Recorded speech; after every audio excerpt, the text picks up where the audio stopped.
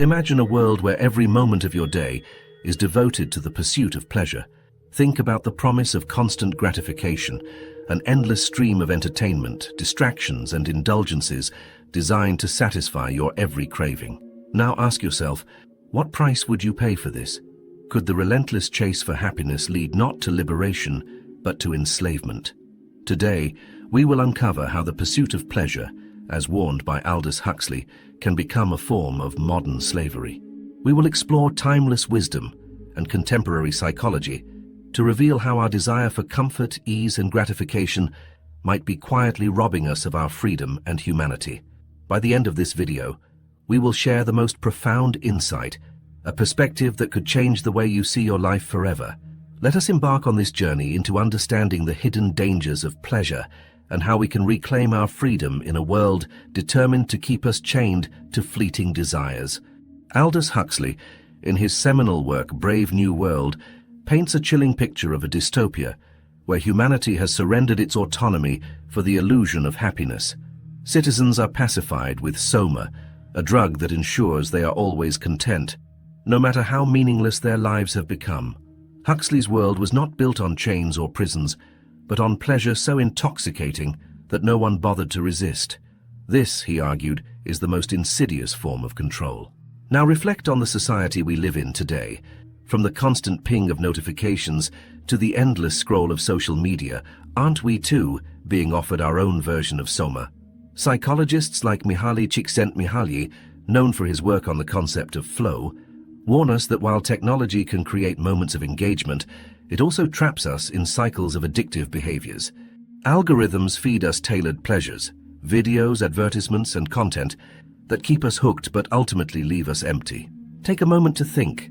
How often do you turn to your phone for a quick hit of joy, only to find hours have passed, leaving you feeling more drained than fulfilled? The pursuit of pleasure has a dark side that modern psychology calls the hedonic treadmill. This concept reveals that no matter how much happiness we achieve, we quickly adapt to it, returning to a baseline level of contentment. Whether it's a new car, a delicious meal, or even a thrilling experience, the joy fades, and the craving for the next fix begins. In Huxley's terms, we become prisoners to our own desires, constantly chasing a satisfaction that remains just out of reach. This isn't merely a theoretical issue. Research shows a troubling correlation between the rise of modern conveniences and declining mental health. A 2020 study published in the Journal of Affective Disorders found that excessive screen time, particularly on social media platforms, is linked to higher rates of anxiety and depression. What's even more alarming is how this cycle feeds itself. The more disconnected and unhappy we feel, the more we seek solace in the very devices that perpetuate our misery. What is the true cost of this endless pursuit of pleasure?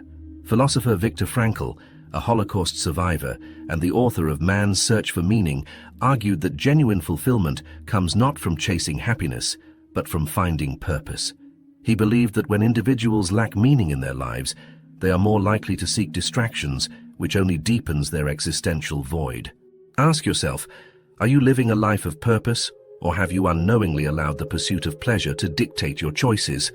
This question is not merely philosophical, it's profoundly practical. Every day we are faced with decisions. Should we binge another series or spend time with loved ones?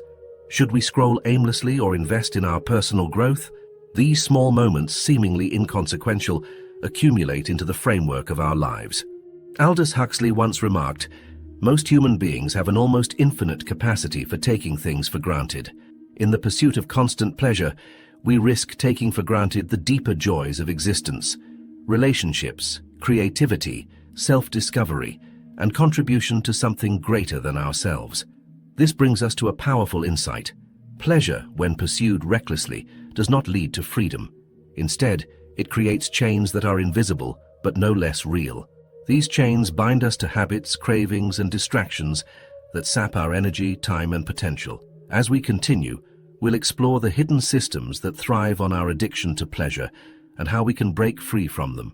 But for now, reflect on this. Are you living as a free individual, or are you merely a consumer in a world that profits from your desires?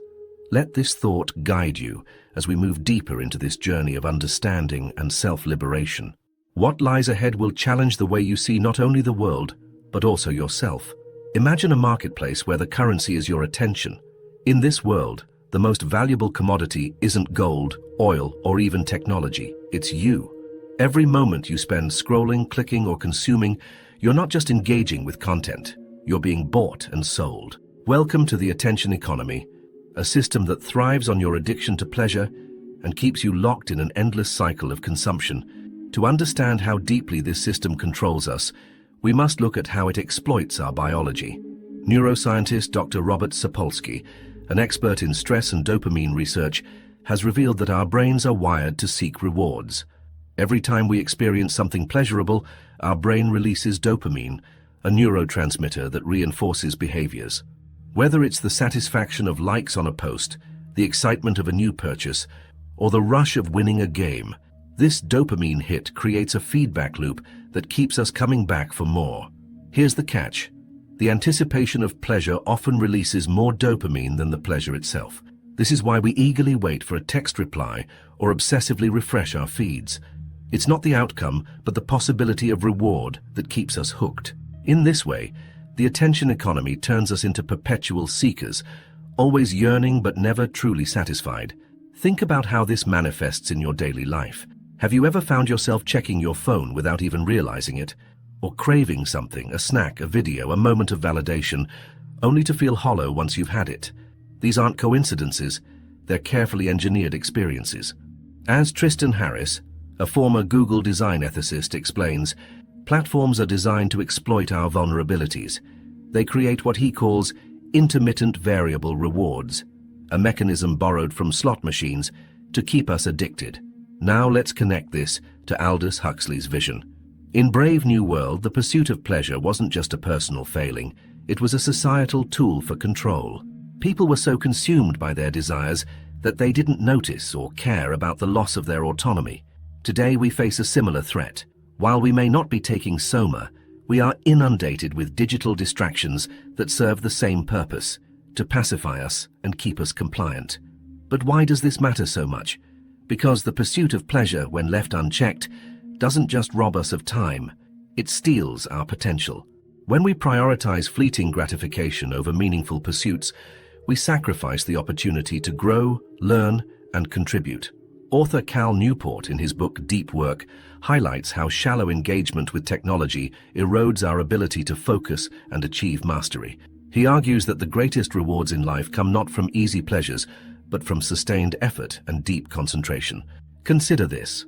How much of your time is spent on activities that truly enrich your life? How often do you prioritize immediate satisfaction over long-term fulfillment? These questions aren't meant to shame, but to awaken. Recognizing our patterns is the first step toward reclaiming our freedom. And yet breaking free is easier said than done. The system we live in doesn't just encourage pleasure-seeking, it normalizes it. From advertisements promising instant happiness to cultural messages equating success with material wealth, we are constantly told that more is better. Philosopher Erich Fromm, in his book To Have or to Be, warned of this trap. He argued that modern society's obsession with possession over being leads to a superficial existence, where true joy is replaced by the hollow satisfaction of ownership. What then is the alternative? It begins with a shift in mindset, from seeking pleasure to seeking purpose. This doesn't mean abandoning joy or indulgence, but rethinking their role in our lives. As psychologist Martin Seligman, the father of positive psychology, has shown, the most fulfilling lives are those centered on meaning, engagement, and relationships. Pleasure is a part of this equation, but it is not the whole. Take a moment to reflect. What brings you true joy? Not the fleeting kind that fades with time, but the lasting satisfaction that comes from creating, connecting, and contributing. Can you identify one area of your life where you're prioritizing short-term gratification over long-term growth? As we delve deeper, we'll explore practical ways to break free from the chains of the attention economy and rediscover the power of intentional living. But for now, hold on to this truth. The pursuit of pleasure, when unchecked, becomes a pursuit of slavery. To be truly free, we must learn to discern between what delights us and what destroys us. The answers to these questions lie not in the next distraction, but in the quiet moments of self-reflection. Let's continue this journey together, uncovering how we can reclaim our time, our focus, and ultimately, our lives. What comes next will challenge everything you think you know about happiness and freedom. Now let's go deeper into the psychological and philosophical consequences of a life driven by the pursuit of pleasure. If we've learned anything from thinkers like Aldous Huxley and modern psychologists, it's this: unchecked hedonism doesn't just enslave individuals, it reshapes entire societies. Consider the concept of soft tyranny, a term often used to describe control that feels comforting rather than oppressive. Alexis de Tocqueville, in his analysis of democratic societies, warned that people might one day willingly surrender their freedoms for comfort and security. This is precisely the world Huxley envisioned in Brave New World, a society lulled into compliance not by fear or force, but by pleasure and distraction. Now look at our world. Every day we are bombarded by promises of ease, smart devices that think for us, apps that deliver instant gratification, and a culture that glorifies convenience above all else. While these advancements make life more comfortable, they also make us more dependent. The less effort we put into living, the more power we surrender to those who control these systems. But here's the hidden danger. This dependence doesn't feel like enslavement. It feels like progress. It feels good, and that's what makes it so dangerous. As Huxley wrote, a really efficient totalitarian state would be one in which the all-powerful executive of political bosses and their army of managers control a population of slaves who do not have to be coerced because they love their servitude. Think about how this applies to your life. How many decisions do you make freely, and how many are influenced, if not dictated, by algorithms, trends, or societal expectations? When was the last time you chose discomfort for the sake of growth, instead of opting for the path of least resistance? This is not just a personal issue. The consequences of a pleasure-obsessed culture ripple outwards, affecting relationships, communities, and even the planet. Philosopher Søren Kierkegaard described this phenomenon as the despair of the aesthetic life, where individuals seek beauty and pleasure at the expense of meaning and responsibility. He believed that true fulfillment could only be found by embracing the ethical life, a life of purpose, commitment, and higher ideals. Let's make this practical. Imagine two paths. One is paved, smooth, and easy to walk. It leads to a life of instant gratification, but little substance. The other is rocky, steep, and challenging. It requires effort and sacrifice, but offers the rewards of growth, connection, and legacy. Which path are you walking right now? Modern psychology backs Kierkegaard's insights. Studies show that people who prioritize intrinsic goals, such as personal growth, relationships, and contribution, report higher levels of happiness and life satisfaction than those who chase extrinsic rewards like wealth, fame, or status. Yet our culture constantly pushes us toward the latter. Why? Because a society built on consumerism depends on dissatisfaction. If you were truly content, you wouldn't need the latest gadget, trend, or product. This is why advertisers don't just sell products, they sell lifestyles. They make you believe that happiness is always just one purchase away. But here's the truth. No amount of external pleasure can fill an internal void. This is why so many people, despite having everything they thought they wanted, still feel unfulfilled. Psychologist Carl Jung famously said, "People will do anything, no matter how absurd, to avoid facing their own souls." The relentless pursuit of pleasure is often a way to avoid the harder but more rewarding work of self-discovery. So how do we escape this trap? It begins with awareness. We must learn to recognize the systems and behaviors that keep us enslaved to pleasure. But awareness alone is not enough. We must also take action, deliberate, sometimes uncomfortable, steps toward reclaiming our lives. Start small. Turn off notifications. Set boundaries with technology. Choose meaningful activities over mindless distractions. These actions may seem insignificant, but they are revolutionary in a world designed to keep you distracted. Ask yourself, what would your life look like if you prioritized meaning over pleasure? What habits or mindsets would you need to change to walk the path of growth rather than gratification? As we move into the final part of this journey, we'll explore the most profound insight, the ultimate key to breaking free from the chains of pleasure. This revelation has the power to transform not just how you live, but who you are. Stay with us, because the most important lesson is still to come. Let us now confront the heart of the matter. How do we reclaim our freedom in a world that thrives on our addiction to pleasure? The answer lies in understanding a profound truth. Real freedom comes not from doing whatever we want, but from having the discipline to choose what truly matters. Philosopher Friedrich Nietzsche once wrote, "He who has a why to live can bear almost any how." This insight is a cornerstone of liberation. When we anchor our lives to a deep purpose, the fleeting allure of pleasure loses its grip on us. Purpose acts as a compass, guiding us through distractions and temptations toward a life of significance. Consider the lives of those who have made a lasting impact, visionaries like Mahatma Gandhi, Mother Teresa, or Martin Luther King Jr. Their greatness wasn't born from seeking comfort, but from embracing struggle in pursuit of something larger than themselves. They remind us that the most profound joys often come from acts of service, creativity, and perseverance, not from momentary indulgences. But how do we find our why in a world that pulls us in so many directions? Viktor Frankl offers a path forward. In his work, Man's Search for Meaning, Frankl describes 3 sources of meaning: creating something of value, experiencing love and connection, and finding growth in suffering. Each of these avenues requires us to look beyond ourselves and our immediate desires, inviting us to engage deeply with life. Start by asking yourself these questions. What legacy do I want to leave behind? How can I use my strengths to contribute to others? When faced with difficulty, how can I transform it into an opportunity for growth? These are not easy questions, but they are transformative. By seeking answers, you take the first steps toward breaking free from the chains of pleasure and stepping into a life of purpose. Now, let's address the most important insight, the revelation that ties everything together. The pursuit of pleasure, while alluring, is ultimately a distraction from the deeper pursuit of meaning. True happiness, as Aristotle believed, comes from eudaimonia, the flourishing life. This is not a life of endless pleasure, but a life aligned with virtue, wisdom, and intentionality. But to live such a life, we must develop discipline. Discipline is the ability to choose long-term rewards over short-term gratification.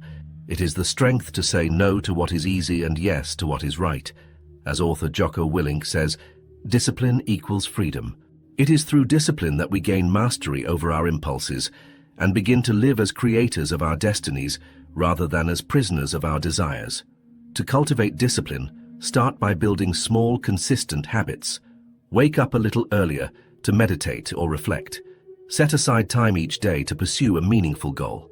Limit your exposure to distractions that drain your energy and attention. These small acts of self-control may seem insignificant, but they create a ripple effect, gradually reshaping your life. Here's another powerful practice. Embrace discomfort. Growth rarely occurs in comfort zones. Whether it's pushing your physical limits, learning a new skill, or facing a difficult truth, the willingness to endure discomfort is what separates those who achieve greatness from those who settle for mediocrity. Think about this. Every time you choose discipline over indulgence, you strengthen your ability to live with purpose. Every time you resist the pull of distractions, you reclaim a piece of your freedom. These moments of choice, though small, are acts of rebellion against a world that profits from your complacency. As we conclude, let us return to Aldous Huxley's warning. He foresaw a world where pleasure would be used as a tool of control, where people would trade their freedom for comfort and their potential for convenience. But he also believed in humanity's capacity for awareness and resistance. You have the power to break free. By choosing purpose over pleasure, discipline over indulgence, and meaning over distraction, you can reclaim your autonomy and live a life of true fulfillment. So what will you choose? Will you continue to follow the easy path dictated by fleeting desires, or will you rise above, embracing the challenge of living with intention and purpose? The choice is yours. And remember, this journey isn't just about improving your life, it's about inspiring others to do the same. Share your thoughts, your struggles, and your victories. Together, we can build a world where freedom isn't a forgotten ideal, but a lived reality. This is your moment to awaken. The chains are invisible, but they can be broken. The path is steep, but it leads to greatness. Choose wisely and step boldly into the life you were meant to live.